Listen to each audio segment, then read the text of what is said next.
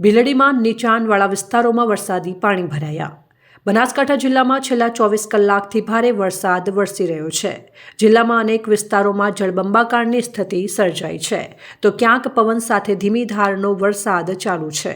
પરંતુ ડીસા તાલુકાના ભીલડી ખાતે વરસાદ વરસે ત્યારે સૌથી વધુ સમસ્યા ઊભી થાય છે।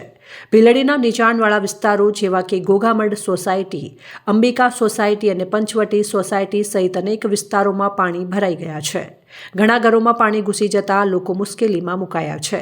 જિલ્લામાં ભારે વરસાદને કારણે મુશ્કેલીઓ ઊભી થઈ ગઈ હતી।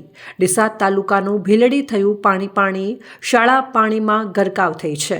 1 મહિનાથી આ શાળામાં બાળકો અભ્યાસ નથી કરી શકતા અને ભીલડીનો ઘોઘામડ વિસ્તારમાં પાણી ફરી વળ્યા, જેથી સ્થાનિકો પરેશાન થયા છે। વર્ષો જૂની સ્થાનિકોની માંગણી છે કે આ વિસ્તારમાંથી પાણીનો નિકાલ થાય, પરંતુ તંત્ર સાંભળતું નથી અને દર વખતે મુશ્કેલીઓ સર્જાય છે। ઘોઘામડ વિસ્તારમાં સ્થાનિકોના ઘરમાં પણ પાણી ઘૂસ્યા। નેશનલ હાઈવે ઓથોરિટીની બેદરકારીના કારણે વરસાદમાં આ સમસ્યા સર્જાય છે। ભીલડી ગ્રામજનો ગ્રામ પંચાયત પર નેશનલ હાઈવે ઓથોરિટી અને કલેક્ટર સુધી રજૂઆત કરી ચૂક્યા છે, પરંતુ આ સમસ્યાનું કોઈ સમાધાન આવ્યું નથી।